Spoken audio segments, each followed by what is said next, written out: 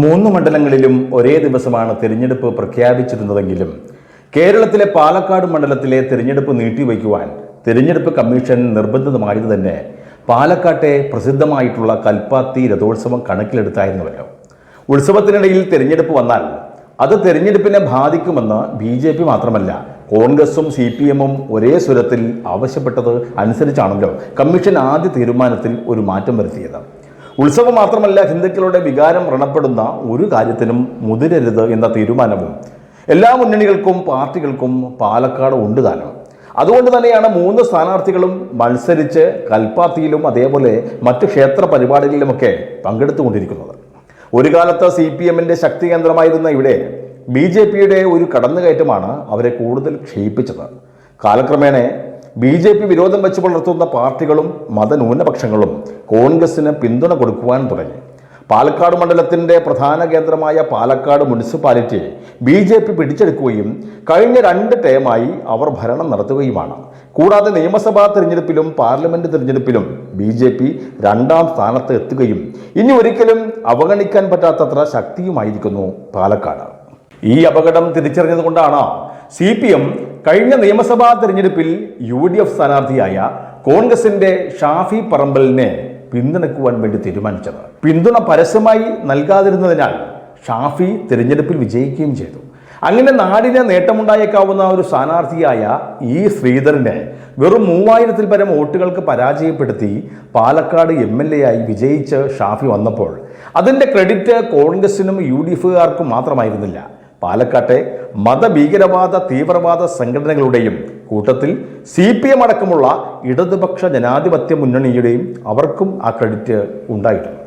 അന്ന് മുസ്ലിം സമൂഹത്തിനോ നരേന്ദ്രമോദിയോടും BJP-യോടും ഉണ്ടായിരുന്ന ശത്രുതയും വിരോധവും അതവിടുത്തെ ക്രിസ്ത്യാനികൾക്കും ഉണ്ടായിരുന്നത് അത് മുതലെടുക്കുവാൻ UDF-നും ഷാഫി പറമ്പലിനും സാധിച്ചു എന്നുള്ളതാണ് ഒരു സത്യം. എന്നാൽ ദിവസങ്ങൾ പലത് കഴിഞ്ഞപ്പോൾ ഇന്ത്യയിലെയും കേരളത്തിലെയും രാഷ്ട്രീയ ചിന്തകൾ അതിന് മാറ്റം വരുന്നതിനനുസരിച്ച് പാലക്കാട്ടെ ജനങ്ങളുടെയും മനോഗതിക്ക് ഒരു മാറ്റം സംഭവിച്ചു എന്നുള്ളതാണ് ഒരു സത്യം. മൂന്നാമത് നരേന്ദ്രമോദിയോ NDA ഗവൺമെന്റോ അധികാരത്തിൽ വരില്ല എന്നും അങ്ങനെ വിശ്വസിച്ചിരുന്നവർക്ക് മുന്നിൽ മോദി വീണ്ടും അധികാരത്തിൽ വന്നിരിക്കുന്നു.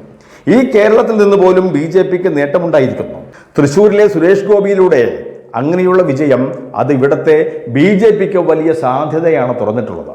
അത് ഇനി വരുന്ന ഓരോ തെരഞ്ഞെടുപ്പിലും അതുണ്ടാവുകയും ചെയ്യും.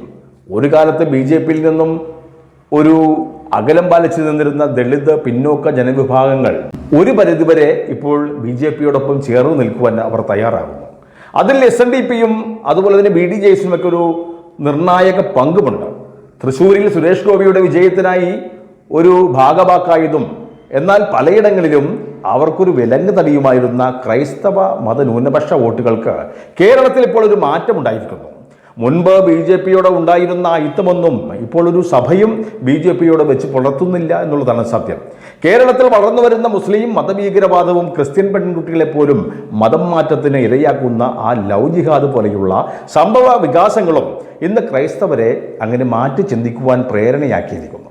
കൂടാതെ തുടർച്ചയായിട്ടുള്ള 3ാം വട്ടവും കേന്ദ്രത്തിൽ അധികാരത്തിൽ വന്നിട്ടുള്ള BJP നേതൃത്വം കൊടുക്കുന്ന ഗവൺമെന്റ് അധികാരത്തിൽ തുടരുന്നതും പുനർചിന്തനത്തിനൊരു കാരണമാകുന്നുണ്ടെങ്കിലും ഇപ്പോൾ ക്രൈസ്തവരെ ബാധിക്കുന്ന മുനമ്പം ഭൂമി പ്രശ്നത്തിലും BJP-യും സംഘപരിവാർ പ്രസ്ഥാനങ്ങളും മാത്രമാണ് അവരോടൊപ്പവും അടിയുറച്ചു നിൽക്കുന്നതെന്നൊരു തിരിച്ചറിവിൽ ഒരു പരസ്യ പിന്തുണക്ക് പോലും ക്രൈസ്തവ മതപുരോഹിതന്മാർ ഇപ്പോൾ BJP-ക്ക് വേണ്ടി തയ്യാറാകുകയാണ്. അതുകൊണ്ടാണ് പാലക്കാട്ടെ BJP സ്ഥാനാർത്ഥിയായ കൃഷ്ണകുമാർ എറണാകുളത്തുള്ള മുനമ്പത്തെ ആ സമരവേദിയിൽ എത്തിച്ചേർന്നത്.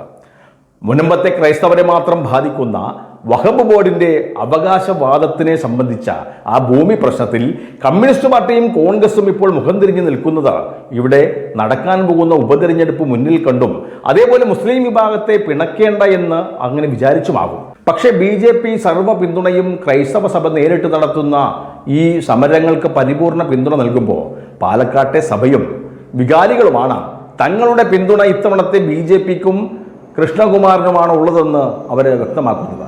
അവസര രാഷ്ട്രീയം പയറ്റുന്ന കോൺഗ്രസിനും കമ്മ്യൂണിസ്റ്റുമിനുള്ള ഒരു മറുപടി ആയിരിക്കും പാലക്കാട്ടെ ജനങ്ങൾ നൽകുവാൻ പോകുന്നതെന്ന് പാലക്കാട് മണ്ഡലത്തിലുള്ള ക്രൈസ്തവ സഭാ നേതൃത്വം പറയുമ്പോൾ ഇത് ഒരു മാറ്റത്തിൻ്റെ സൂചനയാണ്. അത് കൃഷ്ണകുമാറിലൂടെ NDAയുടെ MLA അത് നിയമസഭയിലേക്ക് എത്തുമ്പോൾ അതിൻ്റെ ചുവട് പിടിച്ച് വരും ദിനങ്ങളിൽ നിരവധി ജനപ്രതിനിധികളും BJPക്കും NDAയ്ക്കും അത് സാധ്യമാകുമെന്ന് തന്നെയാണ് നാം മനസ്സിലാക്കേണ്ടത്.